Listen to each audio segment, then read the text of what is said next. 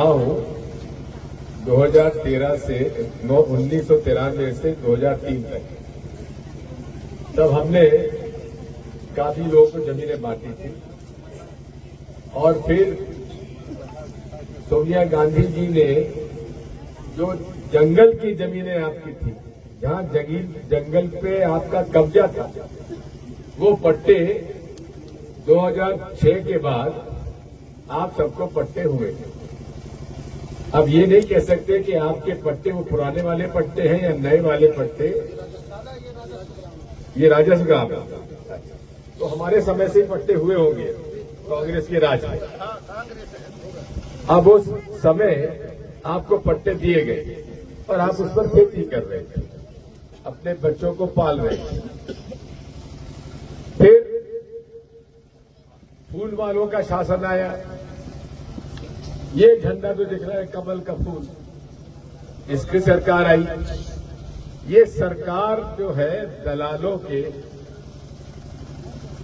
को बनपाती है, उनको वो कहती है कि तुम भी खाओ, हमें भी खिलाओ और मिलकर लूटो। अगर कोई कैसी बात आएगी तो पुलिस अपनी, थानेदार अपना, अधिकारी कर्मचारी अपना। ये पिपरिया का और बजाज का ये जो किस्सा मैं सुन रहा हूं, ये वही है। दलाल आए, क्या नाम है मैं नहीं जानता, आए वो जो भी है, वो आके कटनी का रहने वाला एक बहुत बड़ा सेठ, उसके साथ उसने कहा कि तुम्हें जमीन खरीदवा दूंगा।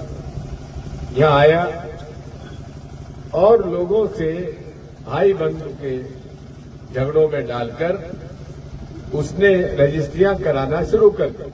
यही हुआ ना। अब भाई को पता नहीं कि भाई ने जमीन बेच दी, पिता को मालूम नहीं कि बेटे ने जमीन बेच दी, बेटे को नहीं मालूम कि पिताजी ने जमीन बेच दी, कि चाचा ने बेच दी, कि बड़े पिताजी ने बेच दी। पूरे तरीके से पटवारी, गिरदावर, तहसीलदार, दलाल और भाजपा के नेता, इन लोगों ने मिलकर लूट मचाई।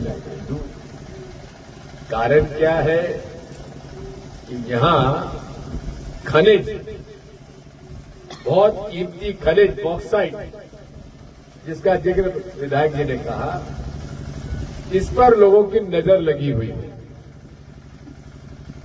और ये जमीन जहां बॉक्साइट है, जो लोगों ने हजारों में खरीदी है, वो लाखों करोड़ों की जमीन अब हो चुकी है।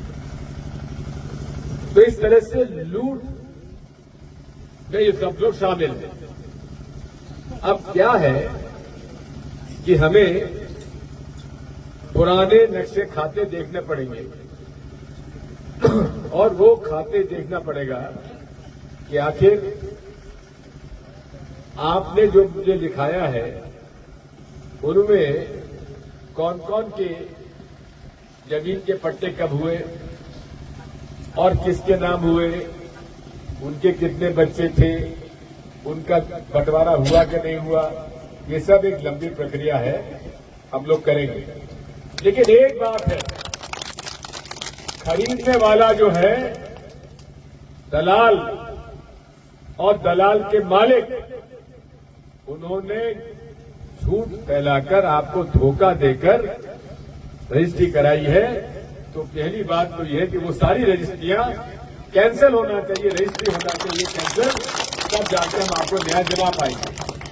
नहीं तो क्या होगा, जो 4 लोगों के नाम से जमीनें खरीदी गई हैं, वो सब रहने वाले कटनी के, यहां से कम 250 किलोमीटर दूर, जिनका कोई लेना देना नहीं।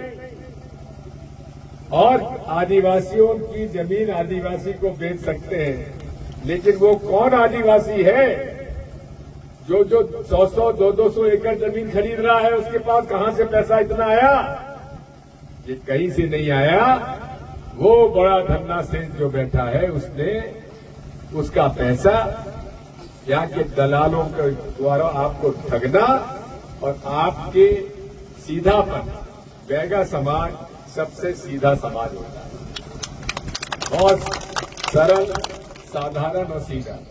अब थोड़े बच्चे पढ़ लिख गए, जैसे ये बच्चा पढ़ गया, 5वीं तक पढ़ा, तो 5वीं तक पढ़ने के बाद भी तू बड़े अच्छी ढंग से अपनी बात कह रहा है, लेकिन बड़े लोग नहीं कर पाते। इसलिए जितने भी आपके समाज में पढ़े लिखे बच्चे हैं जो सरकारी नौकरी में आ गए हैं, उन सबको इकट्ठा करो और इकट्ठा करके हम लोग आपकी लड़ाई लड़ेंगे। मैं आपकी जो पिपरिया की सरपंच है वो आपकी लड़ाई लड़ रही है, उस लड़ाई में हम आपके साथ हैं। अब देश में ये कानून हो चुका है कि होगी कांग्रेस लाई कि जो आदिवासी इलाका है उस आदिवासी इलाके में जब तक ग्राम सभा का प्रस्ताव, किसका ग्राम सभा, यानी कि हर मतदाता वहां बैठ के जब तक वो प्रस्ताव नहीं करेगा कुछ भी नहीं हो सकता। ये बात हमारा कानून है। कांग्रेस ने सारा अधिकार आपको दिया है। इन सब बातों को हमको जानकारी मिली तो मैं सारा काम छोड़कर, मैंने हमारे मरकाम साहब से कहा, मरकाम साहब आपके हैं, अपने हैं, इनके सीने में गरीबों के लिए दर्द है, आदिवासी हैं, आदिवासियों के लिए दर्द है। इन्होंने मुझसे कहा कि आपको आना चाहिए और सारा काम छोड़कर हम आपके बीच में आए हैं और इसकी लड़ाई हम लोग लड़ेंगे।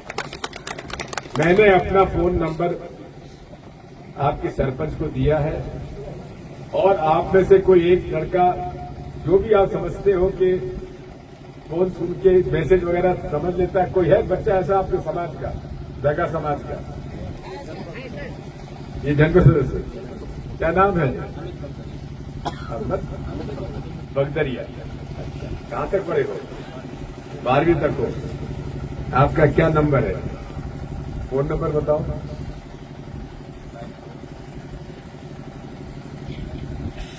रहूंगा आपके जनपद सेक्रेटरी से संपर्क में रहूंगा। इनके हमारे नंबर हमको दे दिए गए हैं और पूरी लड़ाई हम आपकी लड़ेंगे, चाहे हमको जहां भी जाना पड़े, जिससे भी चर्चा करना पड़े, कानूनी लड़ाई भी लड़ना पड़े तो अदालत में सारा हम लोग लगाएंगे। आपको पैसा खर्च करने की जरूरत नहीं पड़ेगी, हम आपके साथ। राहुल गांधी जी जो कि इंदिरा गांधी जी के नाती है, तो वो आपके पोते राहुल गांधी, उन्होंने और मरकाम जी को और मुझको आदेश दिया कि आप लोग जाइए, उनके पास शिकायतें आई हैं, जाकर चेक करिए और चेक करके फिर हमें रिपोर्ट दीजिए। आपकी लड़ाई लड़ेंगे, इसलिए मैं आपके पास आया हूं। आप लोगों ने जहां इतनी व्यवस्था करी है उसके लिए मैं आभारी हूं, लेकिन ये लड़ाई आप अकेले नहीं हो, हम सब आपके साथ हैं। बोलो भारत माता की, भारत माता की। आदिवासी एक समाज, एक तीर एक कमान।